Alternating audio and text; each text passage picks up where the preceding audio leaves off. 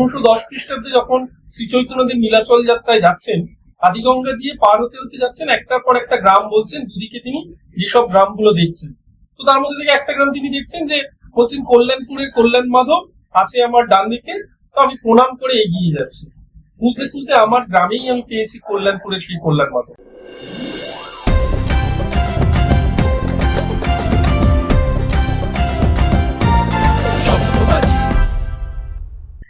এই পুতুল সংগ্রহ তুমি কিভাবে শুরু করলে? কারণ তুমি যদি সংগ্রহ করছো মানে তুমিও জমিয়ে রাখছো, সংগ্রহ করছো কিছু কথা।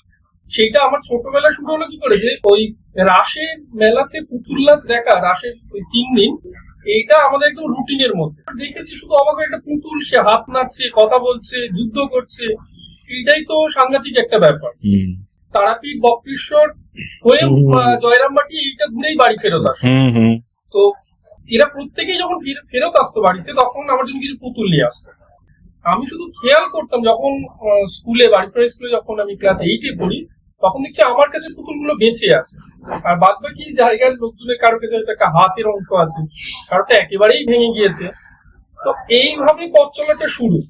আমি জানি না যে আমার গ্রামটা আদিগঙ্গার পাড়ের একটা গ্রাম। 1910 খ্রিস্টাব্দে যখন শ্রী চৈতন্যদেব নীলাচল যাত্রায় যাচ্ছেন, আদিগঙ্গা দিয়ে পার হতে হতে যাচ্ছেন, একটার পর একটা গ্রাম বলছেন, দুদিকে তিনি যেসব গ্রামগুলো দেখছেন, তো তার মধ্যে থেকে একটা গ্রাম তিনি দেখছেন যে বলছেন কল্যাণপুরের কল্যাণ মাধব আছে আমার ডান দিকে।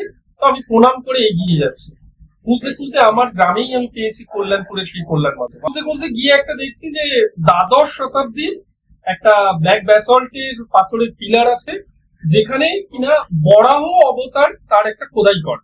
আচ্ছা, এটাই হলো কল্যাণপুরের কল্যাণ মাধব। কল্যাণ মাধবের নাম থেকে গ্রামের নাম কল্যাণপুর। বাহ। আমার অনুসন্ধান এই জায়গায় হওয়ার পর আমার মনে হয়েছে এর থেকে মজাদার জীবনে আর কিছু হতে পারে না।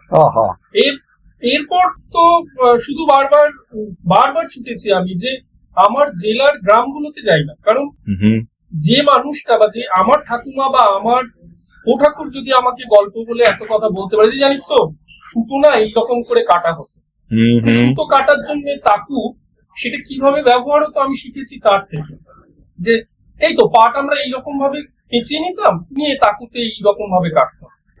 আমার ওই দিদিমার কাছে, বুড়ো দিদিমার কাছে আমি শুনেছি যে কিভাবে কনকচুর ধানটা এনে ঝাড়তে হয় বাড়িতে, অন্য ধানের সাথে ঝাড়া যায় না। আমার বাড়ির ধানের গোলাতে লক্ষ্মী পূজার দিন কি পদ্ধতিতে পূজা দিতে হবে এবং কি কি সেটার জন্য লাগবে, সেটা আমার ওখান থেকেই পাওয়া। তো তারপর অনেক বড় বয়সে উপলব্ধি হলো যে আমার বাড়ি থেকে যদি আমি এত কিছু পেতে পারি, আমার জেলার প্রত্যেকটা বাড়ি থেকেই আমি এইভাবে পেতে পারি। সেই আমার পথ চলা শুরু, সেটা 2001 সাল। আমি তখন স্কুলেরই ছাত্র।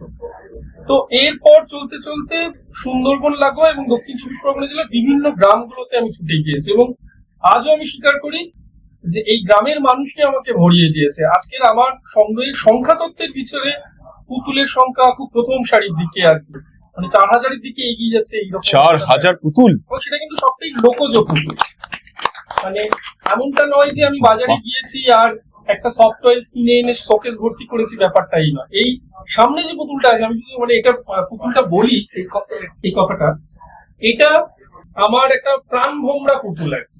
যে দেখছেন এই হচ্ছে কি হাত নাড়ে, তারপর এ আবার কোথাও না কোথাও ঘাড়ও নাড়াতে পারে।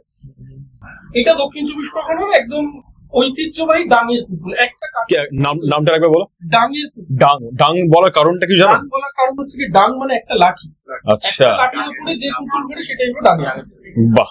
তো এটা ডাংগুলি, আমার ওটাই মনে হচ্ছিল, ডাং থেকে ডাংগুলি। হ্যাঁ, 2016 সালে এই শিল্পীর কথা আমি জানতে পারি। শিল্পীর বাড়ি হলো জীবন মন্ডলের হাট বলে একটা, একদম গ্রাম বলতে যা বোঝায় তা। শিল্পীর সাথে যোগাযোগ করেছি যে আপনার নাম শুনেছি, আপনি ডাঙের পুতুল নাচান এবং জেলায় একমাত্র 9টা প্রজন্ম ধরে তারা ডাঙের পুতুল নাচিয়ে বেড়াচ্ছে, তো আপনার সাথে আলাপ করবো।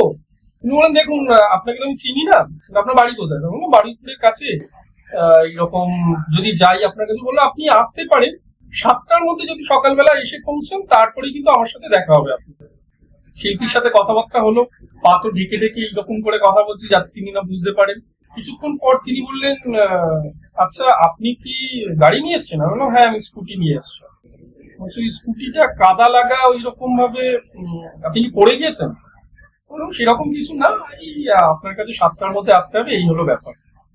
তো সেদিন তিনি আমাকে বুকে জড়িয়ে ধরেছিলেন এবং এই কথাটা বলেছিলেন যে আজকের আমার শিল্পী জীবনের অনেক বড় পুরস্কার আমি পেলাম যে একজন মানুষ পুতুলকে ভালোবাসে বলে এরকম ছুটি আসতে পারে। বাহ, এই পুতুলটা দিয়েছে। তো এই পুতুল যেটা প্রমাণ সাইজে পুতুল হয় আর কি, যেটা একেবারে আমরা পর্দাতে দেখি, সেই পুতুল মিনিমাম তার ওজন হয় 15 কিলো এবং 35 কিলো পর্যন্ত হতে পারে। তার কারণ এই পুতুলটা, এই যে হাত আমরা দেখছি না পুতুলে, এগুলো কিন্তু কাঠে, এখন হয় ফোম দিয়ে। এই কাঠটাকে তেপলতে কাঠ বলা হয়। তেপলতে মানে সেই যে স্বর্গের পারিজাত অহংকারের জন্য প্রচুর অভিশাপ পেয়েছিল, সে তো এসে আমাদের এখানে তেপলতে হলো, তার অভিশাপের জন্য আর কি, যে গায়ে কাঁটা থাকবে তাই তেপলতে। কিন্তু কাঠটা হালকা কাঠ এবং দেহের অংশ এইটা বানাতে গিয়ে 15 কিলো মতো ওজন হয়ে যায়। একজন শিল্পী তার দক্ষতার সাথে সেটা কোমরে গামছা বেঁধে নেন, নিয়ে এখানে একটা বাঁশের খেটো থাকে, সেটাতে ওই একটা ডাঙের ওপরে পুতুলটা দাঁড় করিয়ে রেখে পুতুল নাচান। এটা আমার কাছে ছোট, কিন্তু সেটা বড় সংস্করণ। এই হচ্ছে শিল্পীর অবদান। আমি শুধু এইটুখানি করতে চেয়েছিলাম, কারণ আমি যে মানুষটার ভীষণ ফ্যান, তিনি পিসি সরকার জুনিয়র, তিনি বলেন যে একলা জাদুকর আমি নই, যে ক্ষেত্রে সব থেকে ভালো অবদান রাখে সেটাই হলো সেখানকার জাদুকর। আমার মনে হয়েছিল যে এই যারা একেবারে প্রান্তিক জায়গা থেকে জিনিসগুলো বাঁচিয়ে রাখছেন, তো তারাও তো এক একটা ক্ষেত্রে জাদুকর।